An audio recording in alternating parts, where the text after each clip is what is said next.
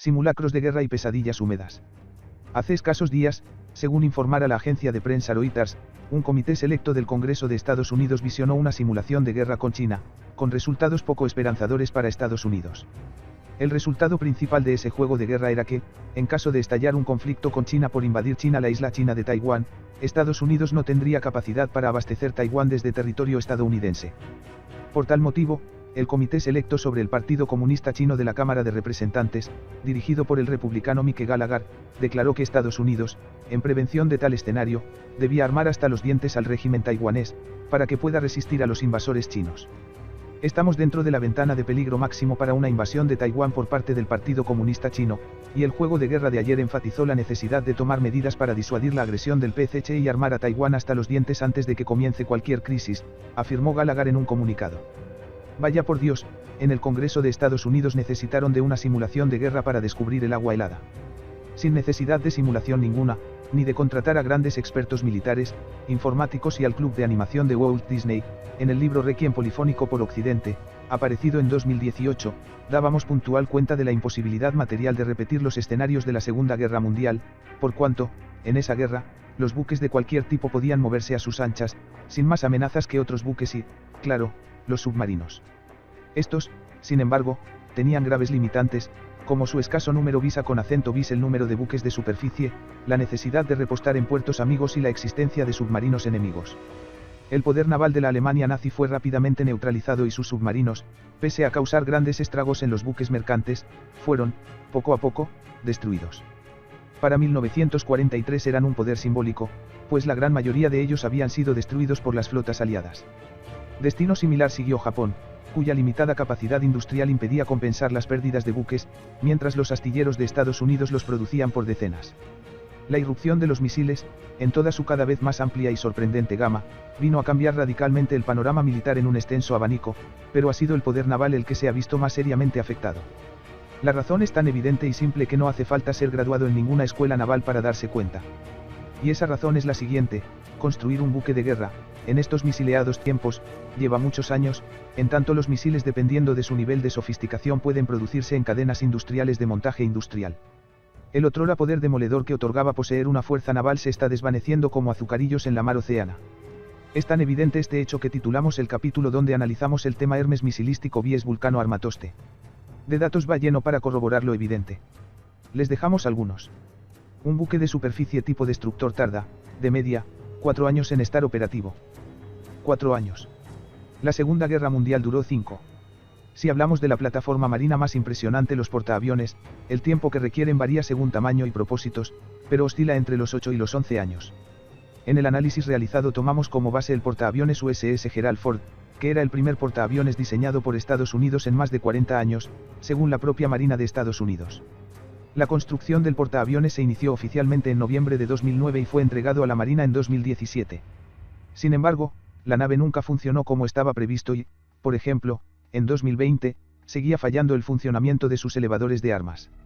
Los problemas llegaron a ser de tal magnitud que, en 2021, el Departamento de Defensa informó que el Gerald Ford no estaba en condiciones de combate.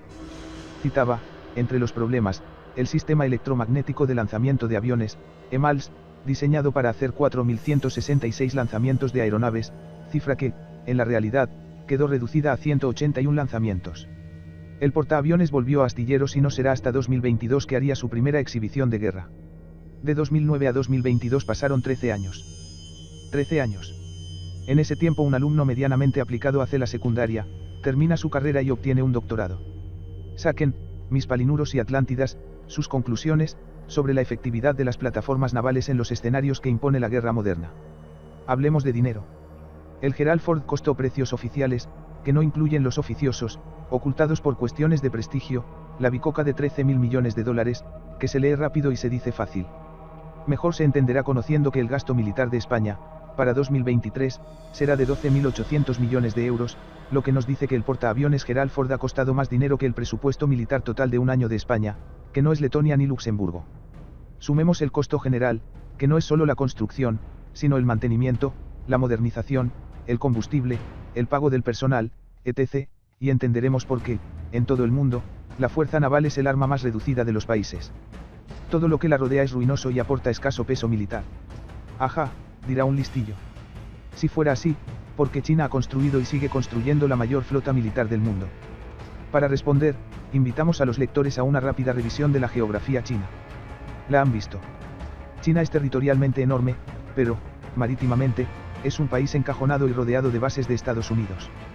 China necesita una marina poderosa para neutralizar su inferioridad geográfica y enfrentar y destruir la marina de Estados Unidos, de ser posible en aguas lejos de China. Cuando la Primera Guerra del Opio 1836-1842, por la que el Imperio Británico atacó a China para proteger a sus narcotraficantes, entonces ser narco te llevaba a la Cámara de los Lores, los modernos buques británicos hundieron, como si de barcos de papel se tratara, a la pobre flota china formada por barcos de junco. Sin una moderna y poderosa fuerza naval, las costas chinas quedarían a merced de los buques estadounidenses, teniendo que pelear China en sus propias aguas y su propio territorio. Disponer de ella le permitirá a China alejar a la marina gringa de sus costas y llevar la guerra a alta mar e, incluso, alcanzar las propias bases militares de Estados Unidos en el Pacífico, incluyendo Hawái. El panorama opuesto al de 1836. Esa guerra se dará y esa guerra veremos, en 5 o 10 años. Porque en el estado en que están las cosas en Asia-Pacífico, ¿es el uno o es la otra? De medias tintas, nada. Y con esto no queremos decir que no puedan suceder cambios, pero eso lo decidirá Estados Unidos. El caso de Estados Unidos es el inverso. De Estados Unidos hemos dicho que es un estado-isla situado en un continente-isla, y, para verlo claro, por favor, volvamos a la geografía. Estados Unidos, marítimamente, colinda con los océanos Atlántico y Pacífico. Está, de media, a 7.000 kilómetros de Europa, a 12.000 kilómetros de China y a 14.000 de la India. Es decir, está lejos del mundo, excepción hecha de Latinoamérica y el Caribe, desgraciadamente, tal vez ahora nos entiendan un poco más. Sin poder naval, Estados Unidos es nada, porque, separado por 2 océanos del resto de continentes, casi toda su potencia debe descansar en una poderosa fuerza naval. Sin poder naval no tiene forma alguna de proyectar su poder militar. Este aislamiento geográfico fue causa fundamental de su conversión en superpotencia, pues estaba lejos de todos los escenarios bélicos, de forma que podía participar en ellos sin sufrir daño alguno, aunque podía beneficiarse hasta el límite de las guerras, vendiendo todo y desarrollando su potencia industrial. En el presente, sin embargo, a causa de los modernos desarrollos de armamentos, esa ventaja geográfica se ha convertido en su mayor debilidad. Las clases dirigentes gringas se están dando cuenta de que el muro oceánico que les protegía ahora es una muralla atroz que les separa del mundo. Y, peor aún, mucho peor, les hace carne de cañón para sus adversarios. Un buque se mueve, de media, a 18 a 20 nudos por hora, es decir, a 33 a 37 kilómetros por hora. Un misil hipersónico, a entre 6.000 y 15.000 kilómetros hora. Si la diferencia en velocidad es astronómica, no lo es menos sus respectivos precios. Un buque destructor de la clase Samuel de Estados Unidos cuesta unos 8.000 millones de dólares, según un informe de 2018 de la Oficina de Responsabilidad Gubernamental, GAO, al Congreso. A lo anterior debe sumarse el tiempo de fabricación y certificación para el combate y tendremos la explicación de por qué la simulación de guerra presentada al Congreso de Estados Unidos provocó la reacción que provocó. Si el agudo lector hace balance sobre cómo terminaría un choque bélico entre 2 Hermes misilísticos, también dotados de poderosas plataformas marinas, y un Vulcano armatoste, las dudas serían pocas. La próxima incorporación al arsenal ruso del Draan submarino Poseidón, el arma del fin del mundo, hará todavía más precaria las posibilidades militares de la Armada de Estados Unidos. La afirmación del congresista republicano Mike Gallagher, de que Estados Unidos debía armar hasta los dientes al régimen taiwanés, para que pueda resistir a los invasores chinos, lleva toda la razón del mundo.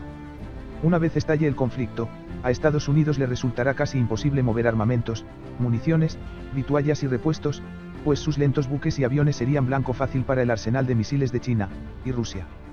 Lo que no se haya entregado antes de no se podrá entregar después de, no, al menos, en las cantidades suficientes, y pagando un alto costo material y humano. Esta realidad explica que Estados Unidos presiona desesperadamente para sus aliados europeos y asiáticos se rearmen, adquieran todo el armamento estadounidense posible y multipliquen el número de tropas gringas en sus territorios. De ahí la apurada firma de un acuerdo de defensa entre Estados Unidos y Filipinas, en febrero de 2023, por el Washington poseerá 4 nuevas bases militares en territorio filipino. El tratado es un pilar clave de la alianza entre Estados Unidos y Filipinas, que apoya el entrenamiento combinado, los ejercicios y la interoperabilidad entre nuestras fuerzas, como se afirmara durante la visita del secretario de Defensa estadounidense, Lloyd Austin, a Manila, en ese mismo mes de febrero. Pobres filipinos. Por demás, hacemos una anotación, únicamente el gobierno de Filipinas está siguiendo a Estados Unidos en su línea de guerra con China. Estados Unidos está queriendo involucrar a Vietnam, Singapur, Indonesia, Malasia, Tailandia e India en una suerte de OTAN del Pacífico, pero todos estos países le han cantado que tururú. Que, si quiere ir a la guerra contra China, que vaya, pero sin ellos, dato ilustrativo, el comercio entre India y Rusia ha alcanzado cifras récords entre 2022 y lo que va de 2023. Más claro, el agua de mi vaso. Reminiscencia histórica. En 1415, Enrique IV de Inglaterra y pretendiente al trono de Francia, desembarcó en Normandía, tomen nota del episodio, con un poderoso ejército, dispuesto a hacer realidad sus derechos al trono de Francia. La batalla definitiva se dio en Azincourt, donde se enfrentaron los dos ejércitos. El inglés, ligero y basado en un enorme número de arqueros, y el francés, a la vieja usanza, de fieros caballeros de relucientes armaduras.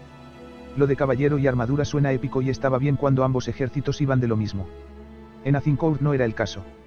Se enfrentaban una nueva visión de la guerra, basada en la movilidad y la ligereza, con fundamento en los arqueros, y la antigua, sobre el modelo medieval de caballería. Lo que pocos saben, pues Hollywood no suele dar pesos y medidas, es que aquellas armaduras podían pesar hasta 40 kilos, lo que implicaba que los caballos debían cargar con un peso medio de 100 kilos. Pobres animales. El peso determinaba que los movimientos fueran lentos y la maniobrabilidad difícil. Sí, como ocurrió el día de la batalla, el terreno estaba lodoso y encharcado, había llovido, el movimiento de la caballería era casi imposible. Y pasó lo que pasó. Los arqueros ingleses apabullaron con flechas a la caballería francesa, que se vio diezmada en cuestión de horas. Atrapados en el lodo, caballos y caballeros caían y los arqueros los remataban en el lodo. Francia fue completamente derrotada y Azincourt puso fin a los ejércitos formados de aquellos pesados armatostes llamados armadura. Han captado, Atlántidas y Palinuros, la fina sutileza que desprende este episodio bélico. El presidente Putin declaró, hace pocas semanas, que Rusia estaba produciendo más misiles que todo el mundo junto. China está botando una media de 12 buques de guerra al año, 3 veces más que Estados Unidos, además de hacer cuantiosas inversiones en misiles. Las tres grandes potencias lo tienen claro. Nosotros también. Ya tenemos lista una cueva en Nicaragua, adecuadamente provista de café recién tostado y molida y, claro, de las aventuras y desventuras de don Alonso Quijano.